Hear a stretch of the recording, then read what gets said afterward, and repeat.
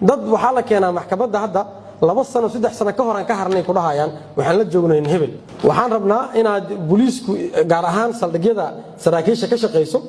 ay u sheegaan dadka degmadooda ama ikhtisaaskooda ah oo degmadooda jooga dadka ka soo gala argagixisada afkaartan ama ka haray inaysan gurigooda joogi karin oo soo galay qofkaani waxa lagu ogaay halkaasi marka uu soo galo yimaado waa inuu saldhiga booliiska ugu dhow yimaada oo tagaa maxaa la yiraahdaa kadibna barnaamijkii ay dawladdu ugu tala gashay wasaaradda amniga gaar ahaan ilaa barnaamijka ugu tala galay inuu maraa oo halkaasi la geeyaa hadii uusan saas yeelin dad waxa la keenaa maxkamadda hadda 2 sano 3 sano ka hor aan ka harnay ku dhahayaan waxaan la joognay hebel kaligiis ma aha dawladdu nidaamka ay ka dejisay dadka ka haray afkaarta xaq jirka ah markii ay ka soo xaroodaan ay ka soo tanaasulaan ay ka imaadaan ma loo ogolaa karo gurigood inay joogaan kaliya looguma aqoonsanayo inay fikirka ka hareen waa inay maraan nidaamka dawladdu ay u dejisay